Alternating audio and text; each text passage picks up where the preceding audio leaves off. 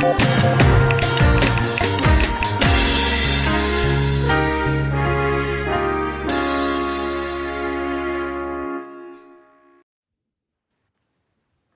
evening, friends and family, and thank you for coming to another night with Behind Black Business, sponsored by Repair, Restore, and Grow Black Communities. And we have another wonderful, well, we have two guests with us tonight, very special people in our community. This is Meramsu and my Aishat from the Earth Center.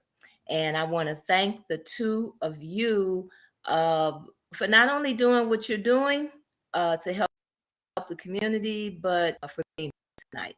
So thank you. Yes, thank you All for having us. right. So as you know, profit organization. Absolutely, absolutely. So as you know, we're a nonprofit organization, and we are working to enhance the circulation of dollars in our community, but that entails a lot. And it involves us coming together and working together and supporting one another. And then everything just kind of gels and comes together naturally. Um, if we are supporting our businesses in our community, then our communities, along with the businesses, have the opportunity to help us circulate those dollars and bring our communities together. Our businesses serve as role models. They do business with other Black businesses, and they sponsor causes. They contribute to causes. They have more of a concern and invested interest in the community. And unfortunately, up to this time, there are many people that have extracted from our community, have come into our community and set up businesses, and nobody wants to give back. And nothing can thrive in an environment like that. And so that's why we are working hard to uplift our businesses. And that's why we have this podcast. We've had over 80 podcasts featuring wonderful Black businesses here in the Chicago area. And that's what this podcast is all about. We support our Black-owned banks, the Southside Community Federal Credit Union, which is a Black-owned institution on 55th Street. In order for a bank to thrive, you have to open up accounts. They need you to create accounts. So please support the Southside Community Federal Credit Union. And as you know, we are great supporters of reading and Black bookstores. And we typically feature a Black bookstore on our website every month. Here we also have individuals that are writing books and publishing books, and we feature them on our website. And we have a book giveaway every month. So if you're a subscriber to our organization, all you have to do is go to rrgbc.org. You become eligible. We purchased the book. We're asking you this year if you will contact the institution or visit the bookstore, like our last winner did. She went to pick up her books at the Underground, and she ended up buying some more books. She was just so fascinated and amazed at what she has seen. And so we have wonderful bookstores. We have them listed on our website under our giveaway page. We ask that you support them. This month, our guest last week was Turtail Only, and Turtail Only is a graphic design artist. This is his book. Beautiful pages. I don't even want to really show you because I can't. You'd have to see them. You'd have to see them to see how beautiful the pictures are illustrated. These are comic books, Black comic books, and this one is called The Rhythmic Zone. And along with it comes several trading cards here, which a lot of us children like to do is trade their comic book cards.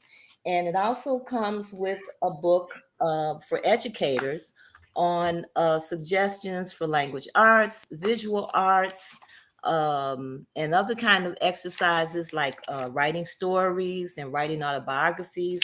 This comes with this edition as well. And so please subscribe and you become eligible to win this wonderful book. This book is located right now at the bookstore at the Dusable Museum. And hopefully by the end of the month, which is part of our mission, this book will be available in some of our other Black bookstores here in Chicago. So please go to rrgbc.org and subscribe.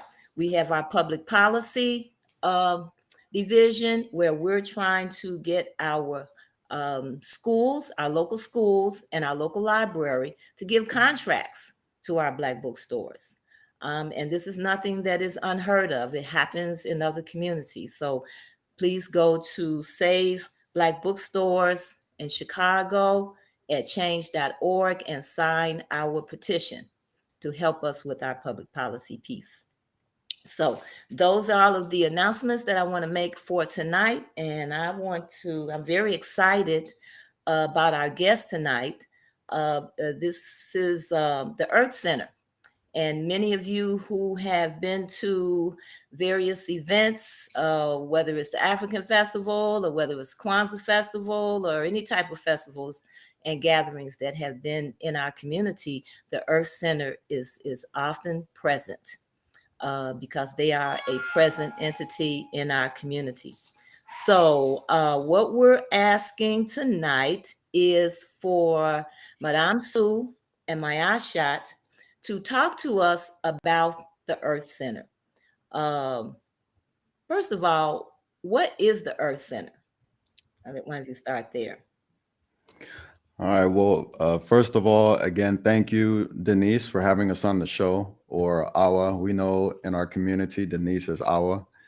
Um, Again, my name is Meramsu. I'm an initiate of the Earth Center, teacher and lecturer as well, Mm-hmm. together here with my Aishat.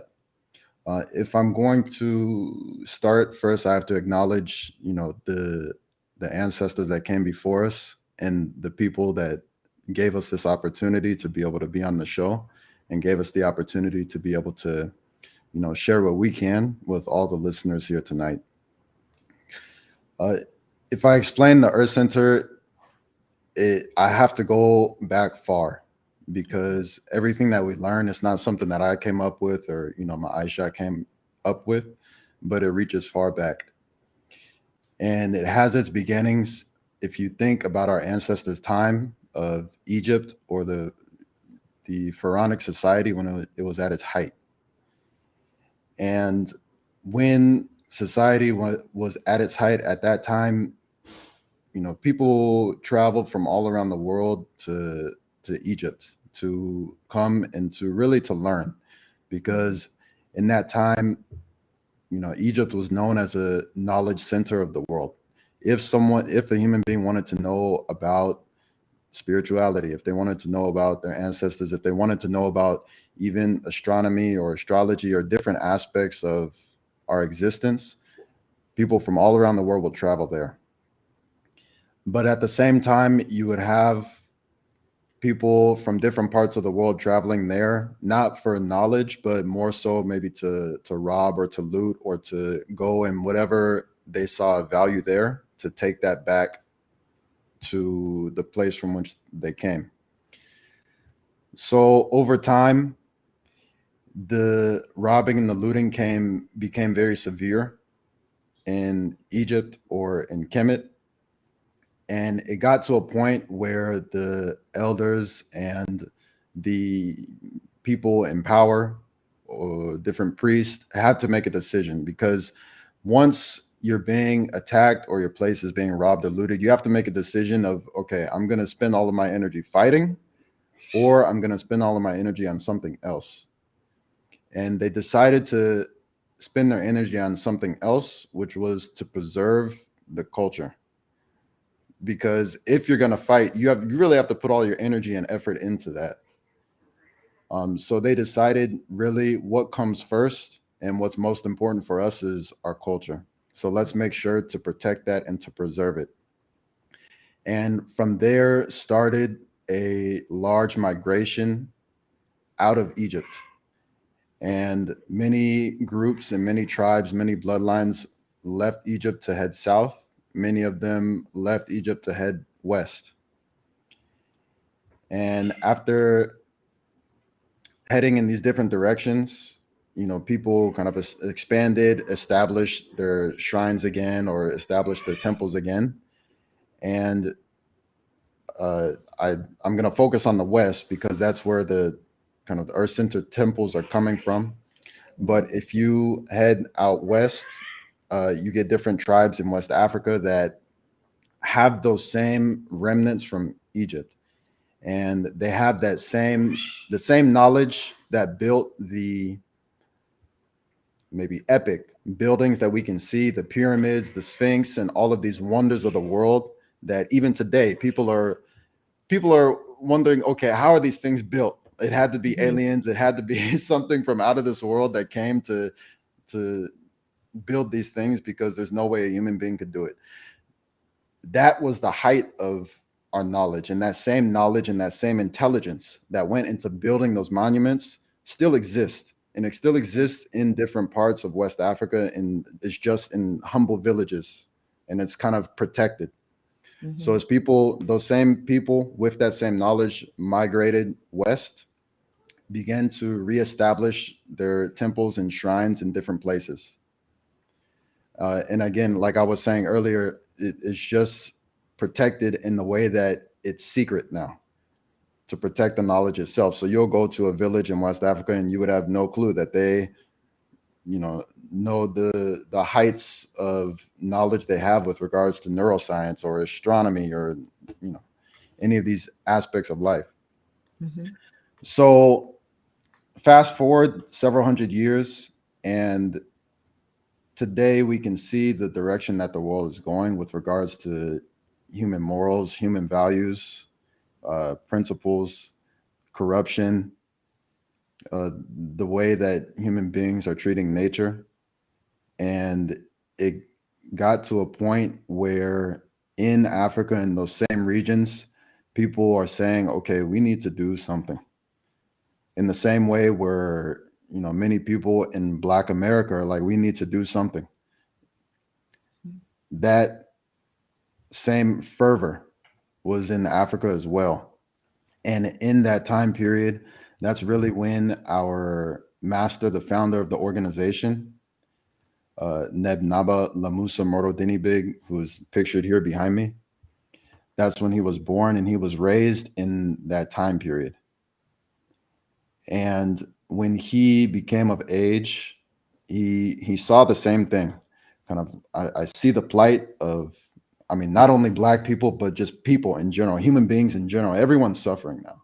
It's not just Mhm. one race. It's not just one people. Everybody is suffering in one way or another, and we have to do something. We have to do something about it. So then he decided that he wanted to bring the same knowledge of nature, of spirituality, of life out of the initiations in Africa and spread it to other people around the world. But in order to do that, you can't just make your own decision and do that. The people that taught him that same knowledge that he wants to go on to spread, he has to ask their permission. And the people who have been in their families maintaining that same knowledge, he has to ask their permission. So that's when Mhm. he started to travel around to different kingships and to different priests and different villages, and saying, okay, this is my plan, this is what I want to do, and receiving permission. And it's after he did that and really received permission that then the organization we know as the Earth Center was born. So shortly after, he came to the United States and established the first Earth Center temple in here in Chicago. And when I mean temple, I mean that to say that the same shrines that are in West Africa, the temples that are there, the Earth Centers that we have here in the States or in Canada or in England, they're extensions of those temples. So the same Mhm. temples in Africa that are honoring or paying tribute or respect to different maybe spirits or deities in nature, the Earth Center here is an extension of those temples. So that's why we refer to it as a temple. And today, here at the Earth Center, it's through We offer classes, and it's through those classes that a person is then able to initiate back into the culture of their ancestors. And so you're learning the different knowledge and the intelligence that comes from Kemet.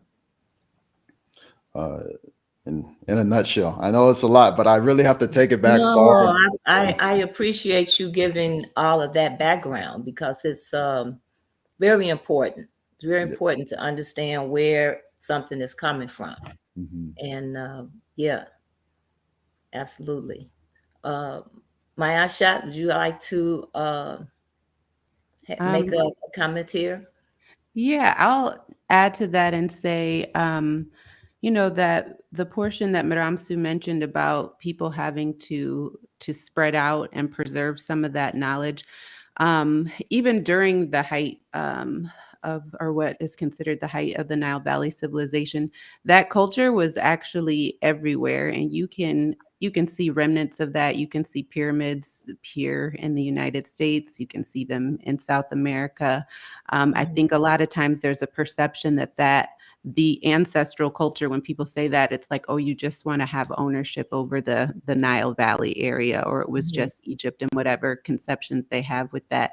But the truth is that nature-based spirituality and a reverence for nature, all of those things, that was happening all over the world at one time. It still is happening all over the world. You just hear a lot less about it. mhm. And I know you mentioned when you talked about the issues that we're having today, and trying to take this information and this knowledge to help address some of these issues. What would you say would be some of the major weaknesses or issues that need to be addressed? Well, that's a very good question. Um, if I'm to look back at what our ancestors did in order to really have a stable society, well, one thing that we can notice from them is that at the core of everything, they had their spirituality. That was at the core of everything. Every human being is going to have to deal with food, is going to have to deal with work, is going to have to deal with economics and money and so on and so forth. Absolutely. But then at the core of all of that was the spirituality, was the making sure that they're doing their ceremonies, making sure that they're honoring their ancestors and those things that are in the immaterial world that you can't see, making sure to honor those. And then everything else kind of falls into place around that. So if we're going to ask, how can we use that same understanding today in order to enhance our plight? It's a good question. And, but if I'm to bring kind of one basic approach, I mentioned earlier the human being's ancestors. Everyone has ancestors. I'm simply talking about the people that came before us, that Mhm, are in our families, that eventually gave birth to us, that have passed away. Those mhm, people that have passed away. How we can take care of them, because in our culture it's understood that even though when someone passes away, they can still in that spiritual realm affect you in your life. They can mhm, affect the opportunities that you have, they can affect the wealth that you have, they can have an effect on your health and so on and so forth. So then how can we really come close to them or build that relationship with them? Or if you've already started building that relationship with them, how can we enhance that relationship with them? In spirituality, the first rule or the first principle or the first notion you can say is the notion of purity, meaning that when it comes to the non-material world, anytime that we want to approach that, come close to that, we need to make sure that we ourselves are clean. We ourselves are clean. Okay, so And explain what you mean by clean. absolutely. So clean both physically and then clean both spiritually or non-materially. And we have that, I mean, even amongst human beings, we see the importance of that. Because if you think when you were young and you go to your grandma's house, Mhm, You playing outside all day and you dirty, you get in the mud, and then you go and try and go get grandma a hug. What's she gonna say? You gotta go wash Child. Go take a shower. Mhm. Go take a shower. up. And so even on the human level, we already know that cleanliness is important. Physical cleanliness is important. And when we are in the presence of someone that we respect, we want to make sure that we're clean. We want to make sure that we're dressed nice. We want to make sure that we're, our hair is good and whatnot. And that's what's another human being that we respect. So at the very least, we can have the understanding, okay, if we respect our ancestors, our grandmothers, our grandfathers, if we're going to approach them, let's make sure that we're clean as well. Even if their bodies are not here right in front of us. Mm-hmm. So before any type of, even if you're going to, sit by the bed and pray to this person, and you want to really sit down and speak to them, say your wishes to them, even before you do that, in our culture, it's normal to clean yourself and do a type of purification before that. Mm-hmm. So it's Okay. Okay, so now, before we go further, I think the first thing, you have different people with different religious practices and so on and so forth. And I Mhm, think when we talk about going back to uh, an ancient, foundational type of perspective of things, um, when we talk about ancestors, I think it's hard for people to conceptualize. mhm, And but one analogy I can think of is like with water. You know, we drink water, we use water, and we throw it away. We get rid of it. But and it rains and the water dissipates. But water never goes away. If we understand scientifically mhm, what happens with water, the same water that the dinosaurs had, the same water that our ancestors had, that's the same water that's here. It never goes away, conceptualizing it that way.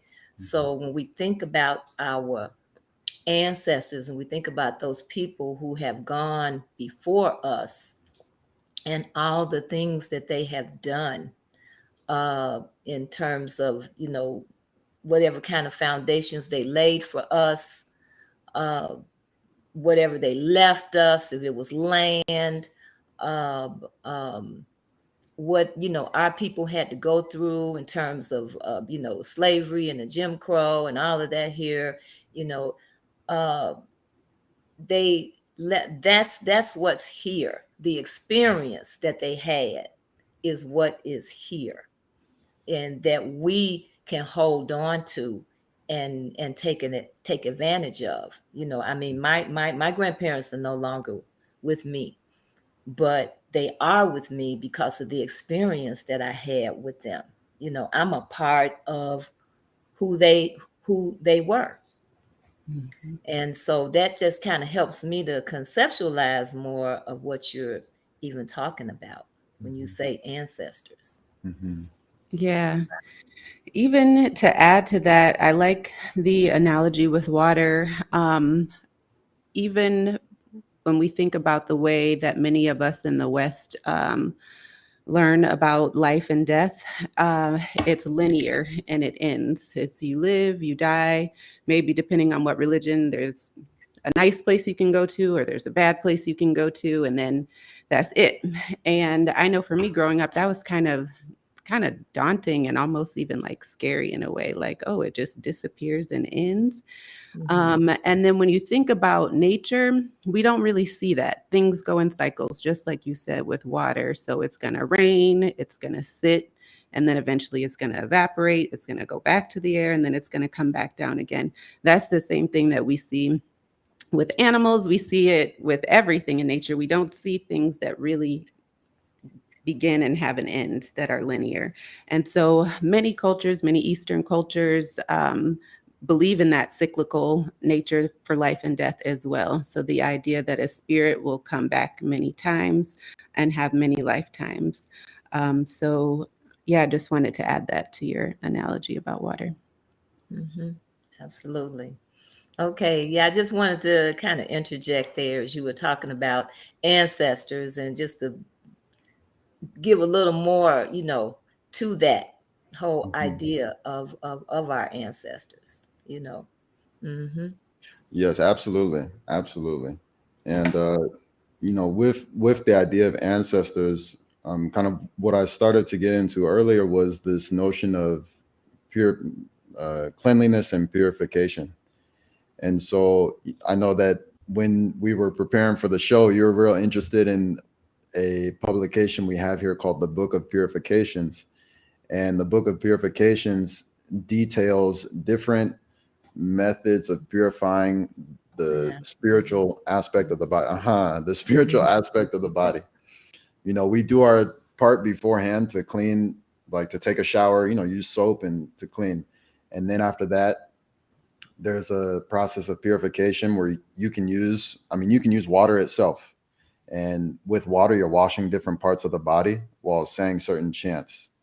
Mm-hmm. And after that, after you finish that process of purifying the body, then your spirit itself is clean. And then now you're in a position to really, okay, let me go speak with my grandmother.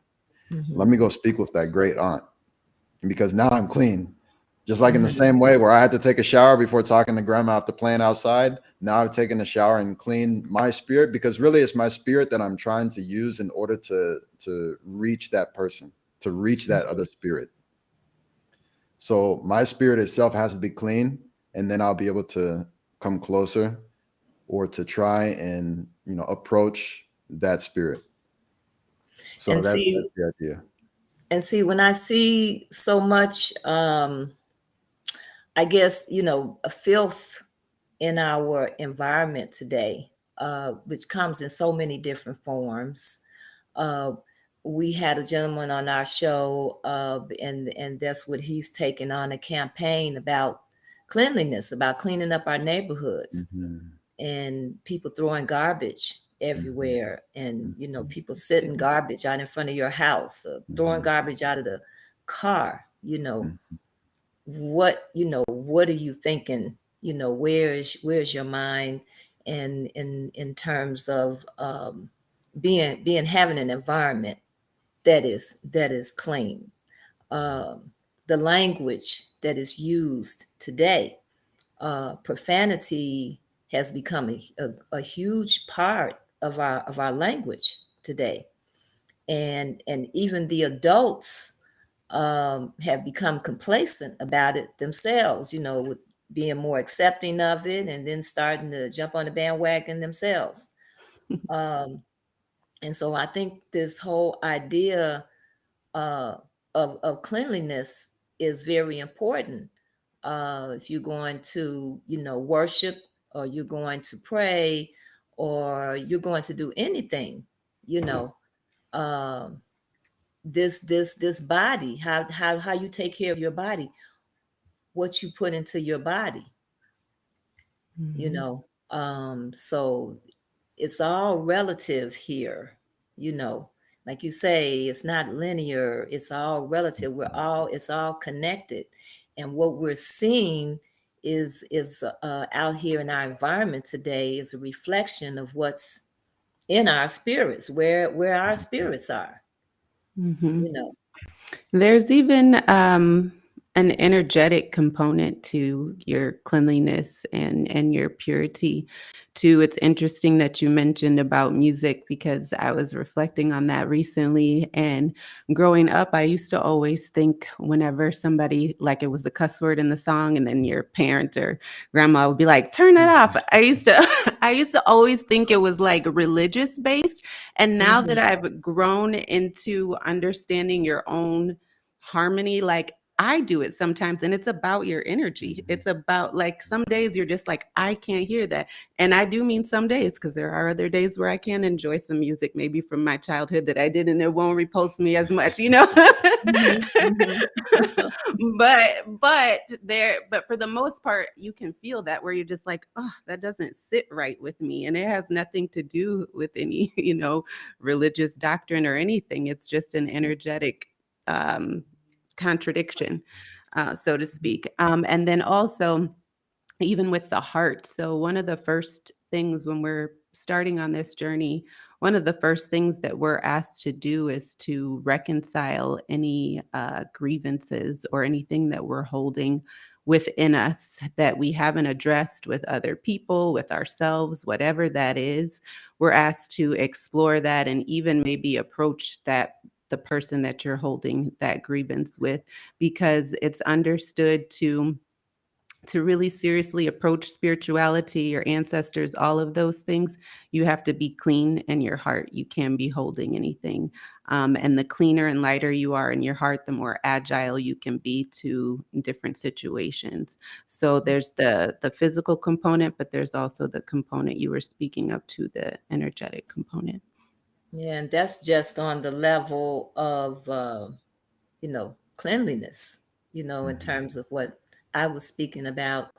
But then in terms of, Black people here in America and what we have experienced here in this country, I don't even know how to describe Mhm. some of that energy that we're experiencing. And I'm sure when you have people that come into your community, that's something that someone would have to address, because we all have these experiences on the like 24/7. Mhm. Hmm. Absolutely. Yeah. And you're holding those things, and um there's tools for that too. We teach meditation. There's things that you can do to release that. There's even cleansings you can do for yourself. Cleansings abroad, I think.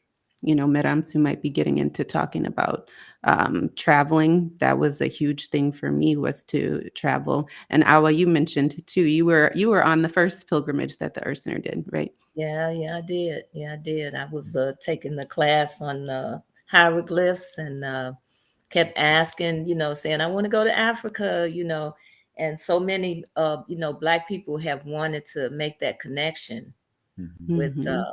Africa. And he said one day, let's go. And I don't think we didn't even plan the trip. We just went Mhm. and Hmm.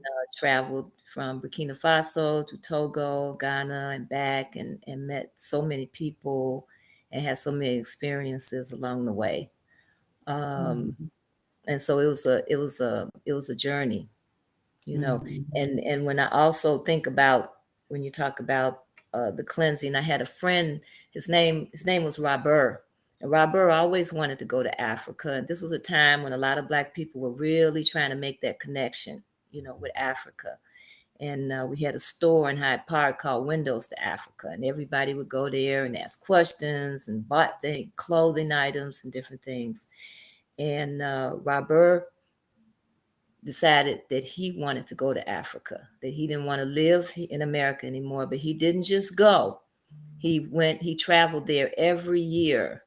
I don't know over how many years he did this, but every year he went to immerse himself into the culture. Um, and finally, one day he retired and he made that move, and became a part of a village and started a new family and everything until his transition recently. Um, but when as I think about this, I look at the two of you, and I would like to ask, what inspired you to take this step and take this journey, towards purifying yourself, and addressing our history and our culture on this level. Well, I think that uh, first, one thing that we say is, it's really our ancestors that push us in different directions in our lives. Even though we might think like, oh, I made this decision to come here, Mm-hmm. there's maybe certain things that line up in your life that they were the ones that were really kind of pushing you in this particular direction so you can end up at a certain place. So I have to acknowledge that. But then, in addition, if I think about kind of what went through my mind in different eras of my life, Uh, everyone at some point in their life, they start to question the world. Why am I here? What's my purpose for being here? What happens after you die? Every human being seems to ask those questions at some point. So for some people, it starts when they're 7 years old. For some people, it starts when they're 18. Some people when they're 99 on their deathbed. For me, that started when I was around 19 or 20. And when I was at that age, I was going to university, but really had to question me going there because in studying history, I realized, I put all this energy and effort into, maybe learning about marketing or learning about how to make money or the way that money flows and whatnot. I need to put some focus into my culture.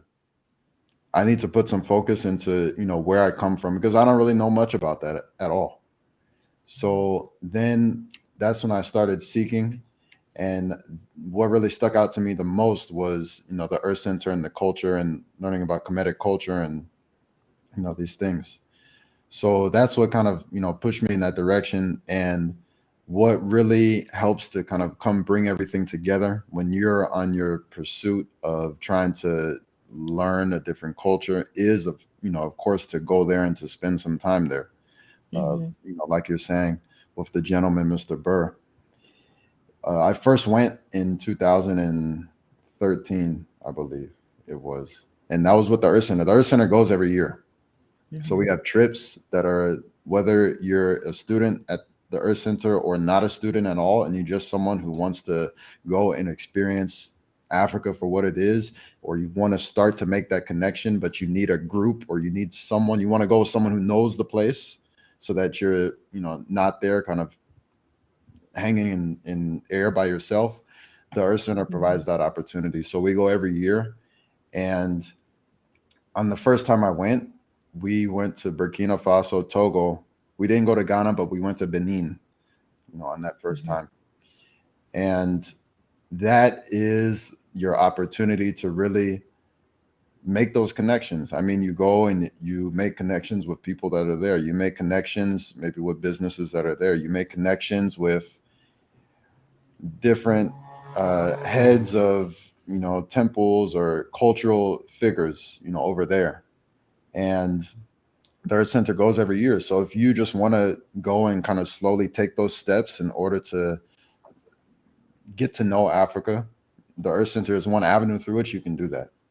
People will go and they'll spend anywhere from 2 weeks to several months at a time when they go.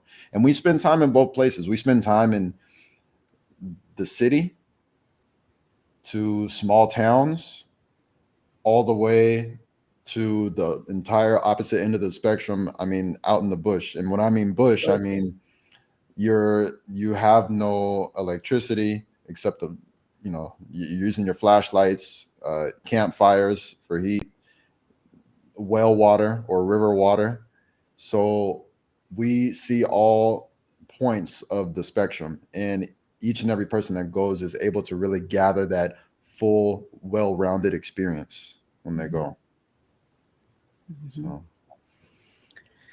Um, yeah. So I would say for me, I did have that period of questioning. It was pretty young for me, but I was pacified kind of with certain answers like, oh, just, just trust, believe, faith, all of that stuff. And so a lot of the deeper questions I had, I kind of um kind of just brushed them aside. And then in college, I had a Black history course, and we learned about the kingdoms of Kush and of Kemet and all of these places that honestly I had never heard of that. Like we had Black history in school, but it was like Martin Luther King, Marcus Garvey, all that stuff. And it was the first time that it dawned on me that my beginning was not of slavery. I had always thought of Mm-hmm. myself as a descendant of slavery. Mm-hmm. And that was just profound for me. and I don't know if I said I'm also from Missouri, so it's, it's just a Okay. very different culture. And um, my eyes were opened. And I remember being kind of passionate about that because I was like, I don't think any other Black child should feel like that. And so when I left college, I was like, yeah, you know what? I'm going to do a cartoon. It's going to be an Egyptian cartoon for the kids and all of this. And um, I didn't even know about this. This is interesting.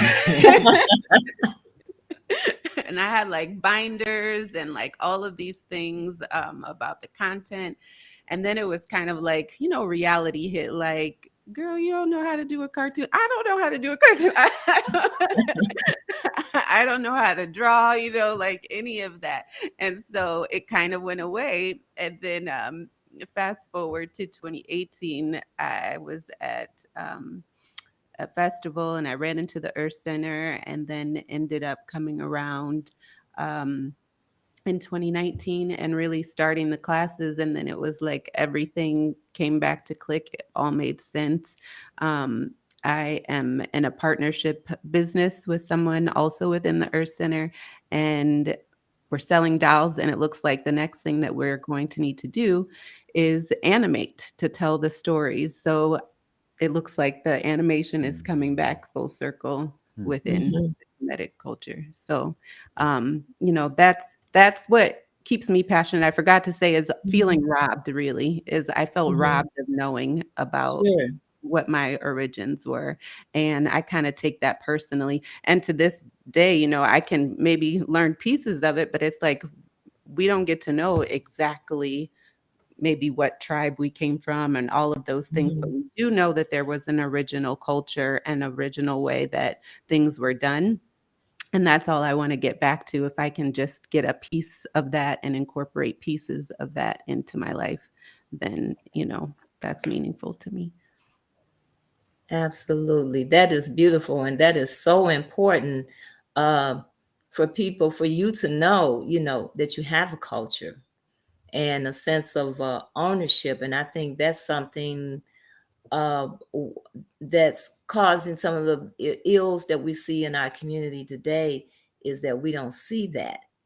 And many of our people don't have ownership, you know, of what's around them and their environment. They don't feel empowered in their environment.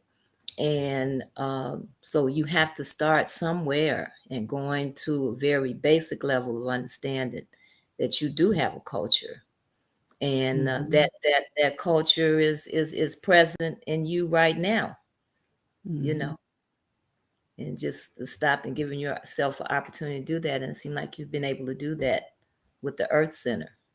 Mhm. Yep. Yeah. Absolutely. And then, you were mentioning too about your travel. So I've gotten to go 2 times on pilgrimage, and you mentioned how it was loose, like nothing was planned, and Right.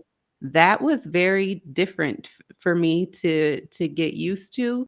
But it makes so much sense now because, first of all, culturally, we understand that there's really energies or things that dictate kind of how things should move. And sometimes that sounds abstract, but it happens to us every day. Like maybe you had a plan for the day and Hmm. then your cousin is like, "Hey, I'm in your neighborhood. I'm stopping by."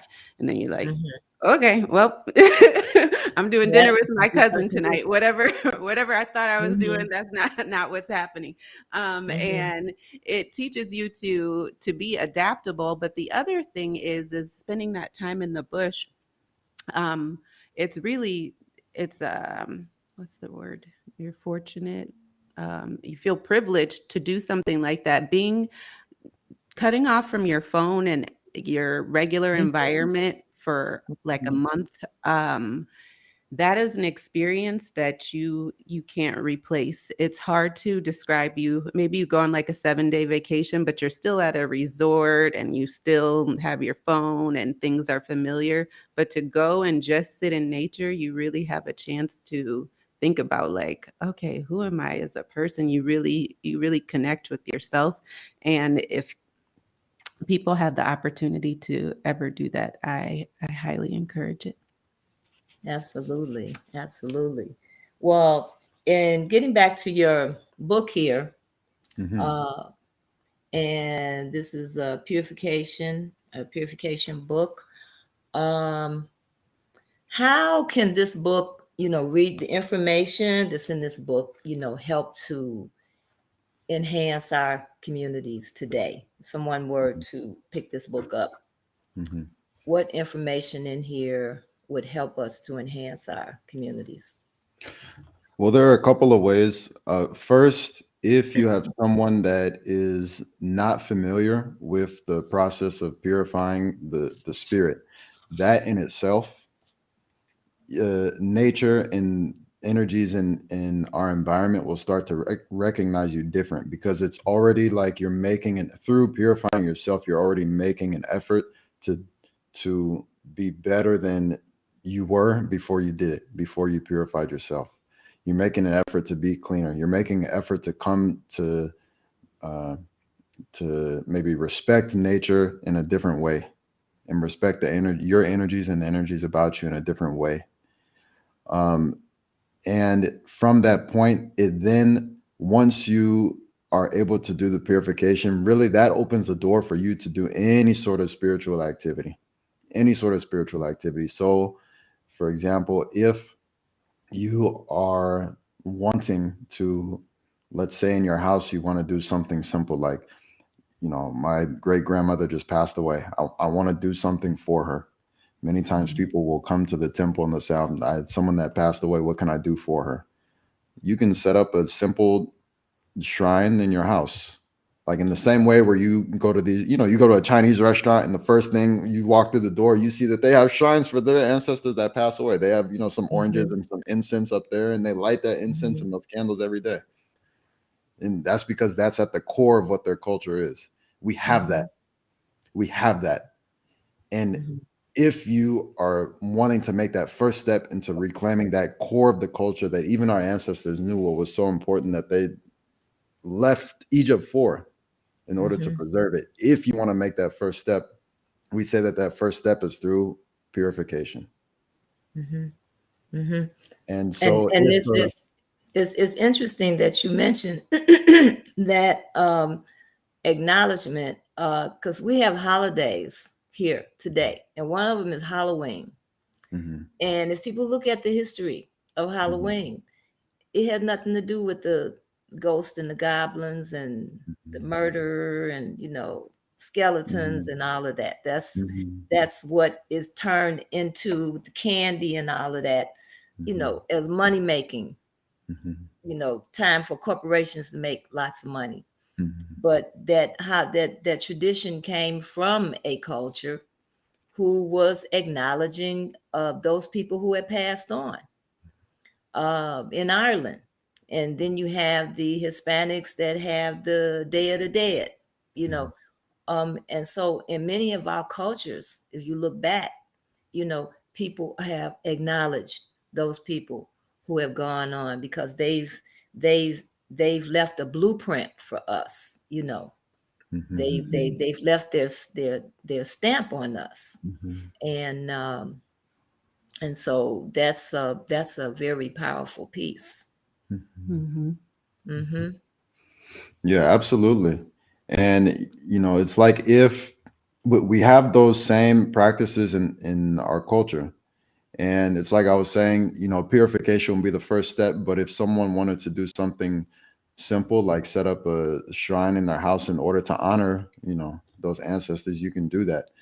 But we say that even for you to physically like go get a table and maybe put a white sheet and get a picture of the person and light a candle, even before you do that, it's good to do the purifications first, so that you Mm-hmm. make sure you're clean. You don't want to make them dirty. You don't want to bring dirtiness to their spirit or their space. You keep that space very clean, and then you clean yourself first, purify yourself, and then you can go do that. Or if after you do that you want to go express what's on your heart for that great aunt, you can go do that. But do your purifications first and then go do that. Because we say that the even our ancestors, they don't really like dirtiness, and Mm-hmm. dirtiness can be the spiritual or the energetic dirtiness. Even what my Aisha was mentioning earlier, if you have things like grudges or anger, worry, these sort of things on your heart, they don't really want to approach that. It's in the same way if, let's say, you have someone that you work with, and every time you go into work, this person is just like at their desk and they look like they're going to flip and they look angry. You don't want to go anywhere near that person. You're like, is he's going to flip one day and he's going to, bring a gun to work? I mean, your mind goes every place you can think of. And Mm-hmm. that's just from them. You can sense that that person is angry. Mm-hmm. So on the human level, we understand that. But when it comes to our ancestors and their spirits and the relationship between our ancestors and us humans, it's the same thing. Mm-hmm. Oh, this person is angry all the time. Let me keep my distance, you know? Sure.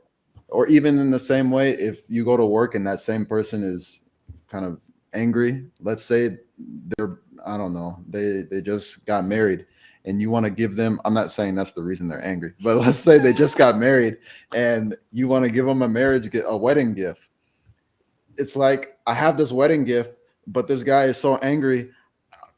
Uh, Let me hang on to it because Mm-hmm. maybe I try and present it and it's at the wrong place in the wrong time. It's not going to be good. It's the same thing when it comes to the relationship between our ancestors and us. If you're Mm-hmm. always angry, having some like a chip on your shoulder all the time, they're not they're reluctant to approach you. They're reluctant to approach you. So this aspect of purification and keeping the mind clean, keeping the heart clean is very, very important in the culture. And it's like I'm saying, it's the first step. In Sure. once you open the door, it's the first step.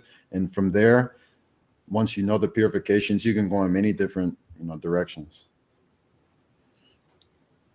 And I know listening to my shot talk about how she came to evolve, I guess it was an evolving to understanding that she could do some things that maybe she thought, you know, she wouldn't be able to do. And I think if we can begin to be more, it helps you to be more clear in your thinking, and helps you to be more focused in your thinking in terms of the things that you really want to do and need to get done, and not be Mhm. distracted by Right. all of this other, all these other, which is really what they are, distractions.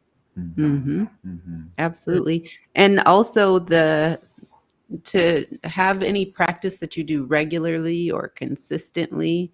Um, you were mentioning the different things that we see or the challenges that we have, and what we see in the African culture or on our visits is you see a lot of structure. There's a time of day, for things. And when you do a spiritual practice and it's something that you do on a regular basis, that also brings energetic harmony for yourself. The Mhm. human being likes stability. It likes Yeah.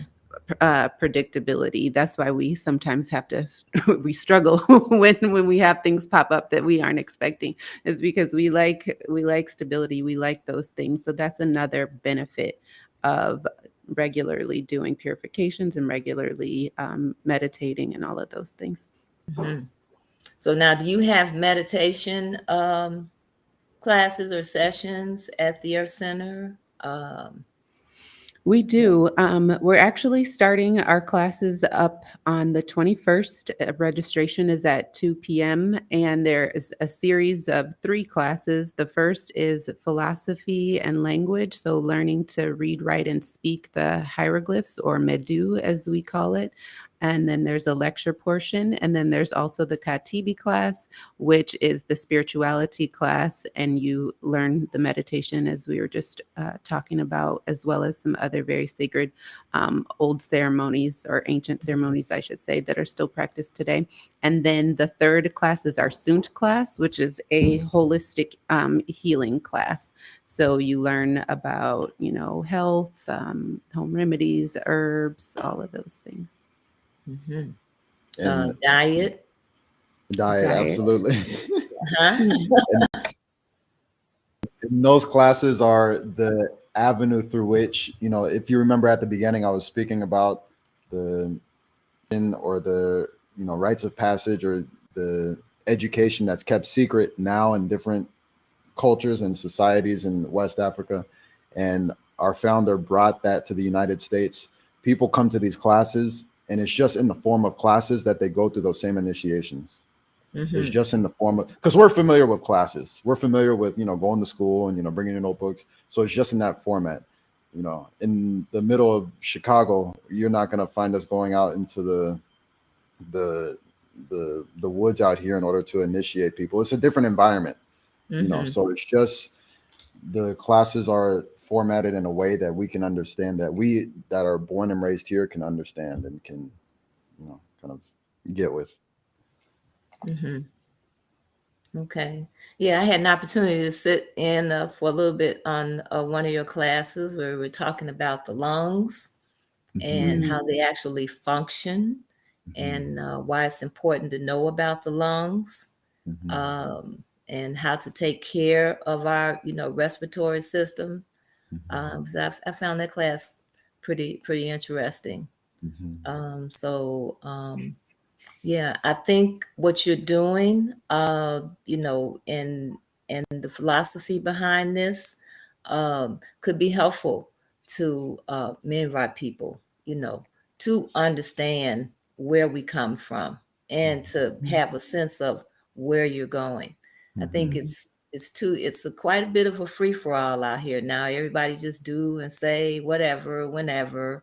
Hmm. Um, you know, Nowadays a lot of people not even wanting to work, Hmm. do anything.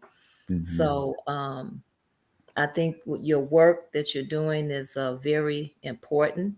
I see a lot of young people in your organization, and so I think it's a good thing. And so, if you were to say something to someone that has the inspiration of having a business, or already has a business, what kind of words of inspiration would you give them, based on your teachings in the Earth Center? Uh, I would want to reiterate what I something I said earlier, was that every human being has many different aspects of their life. They have their families, you have work, you have, food, clothing, and shelter you need to manage and take care of, and you also have spirituality. And for our ancestors, what they saw as most important to put at the core of everything, to ensure that this needs to be taken care of first and foremost, that was spirituality, Mm-hmm. the culture. Because if we lose that, if we don't have that culture, then if we're like if we're making food, whose food are we making? If we don't have our own culture, whose food are we making and eating? Mm-hmm. If we don't have our own culture and I'm working, what am I doing with that money? Is it going to come back into my culture in order to support my people, or is it going to go somewhere else? Right. So at the core of everything, if you're getting ready to start a business, if you already have a business, I would reiterate the same thing. Start to consider putting that at the core of your life as well, because I mean that was something that our ancestors thought was, it was good enough for them and it worked for them. It can work for us as well. It can work for us as well. So. Absolutely. Mhm. Absolutely. And that goes for the businesses, that goes for our community. We have these issues with working together collectively, Mhm. Mhm. supporting each other. We have issues with that, and that goes to the core of that. Mhm. Mhm. You Mhm. know, Going back to the sense that we have a culture here that is ours. Mhm. That's who you are. Mhm. And you need to support that. You need to acknowledge that, learn about that. Mhm. Mhm. Mhm. Absolutely. And when we were speaking earlier on, one thing that we mentioned is, when a lot of times when people travel from here to Africa, you're going into a, a different culture. Things are done differently. The way that people see time is different. The food that people eat and how they eat is different. So if we're born and raised here, we have to, understand at the very least, we've been learning many behaviors. We've been learning how to think. Our trains of thought are in ways of that may not align with our own culture. Mm-hmm. And so we need to learn what those things are, that what those behaviors are, those trains of thought, those things that we value, learn what they are so that we can change them if need be to something that really aligns with, who it is that we come from, or even just aligns with something that it is what we think of as good for ourselves. And Absolutely. I mean, initiation is one avenue through which people do that. It's very introspective. It's very introspective. It's about going into the self and, kind of opening up your heart and looking inside and saying, okay, you know what, where did this come from? Is this Mm-hmm. really from my people? If not, let me figure out how I can like move this over here, you know, or Okay. this over here. Let me figure out if that's not, shouldn't be a part of my life. Let me, get this out of here. Okay. Maya Shot, would you like to have anything else to say?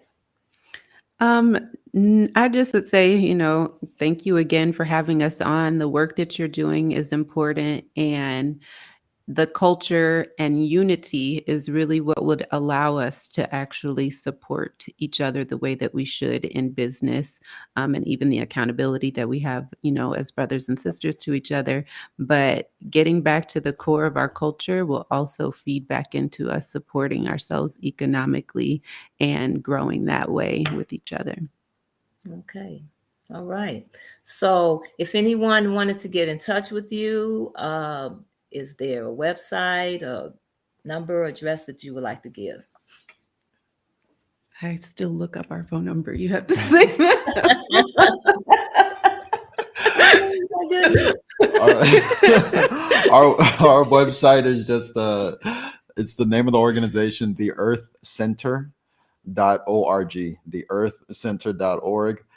And our telephone number, if you want to give us a call, is 773-359-4160. That's 773-359-4160. We're located, our Chicago location is in Bronzeville. We're on 38th and Lake Park at 3829 South Lake Park Avenue. That is in Chicago. Mm-hmm. So if you're This listening is, to this from I'm sorry, go ahead. if you're listening to this from outside of Chicago in another state, we do have four other locations in the United States. We have two in Canada, two in the UK, and two locations in West Africa.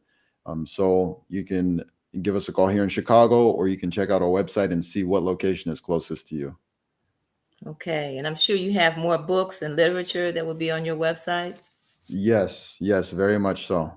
We Okay. also, again, like my Aisha was saying, we do have the registration for classes if you're interested coming up, not this Saturday, but next Saturday, the 21st, at our Chicago location at 2 p.m. So that's Okay. Saturday, the 21st at 2 p.m. Mhm. And then actually this Saturday, we do have an event at Mama Africa's Marketplace at 2 p.m. Called African Family Values. That'll be given by one of the initiates of the Earth Center as well. It'll be excellent whether you have, children or not. But really, if you're trying to make that connection and understand how we can take those values from our culture and start to Mm-hmm. implement them into our families on a daily basis, Mm-hmm. so that you're building yourself, but also if you have children, really building them into a representative of Kemetic culture. Sure. Mhm. That's beautiful. That's beautiful. I thank you for taking your time. And again, as I said at the beginning, I thank you for the work that you are doing. A lot of times we get focused on the negative, and we think, it's hopeless, it's a sinking ship. But we have some great people out here doing some great work to help maintain our culture and to strengthen and empower our communities. And Earth Center is one of them. And so again, I want to thank you for what you're doing. Yes, thank you Thank very much you. for having us. And so we want to say to you, family, or those of you new, if you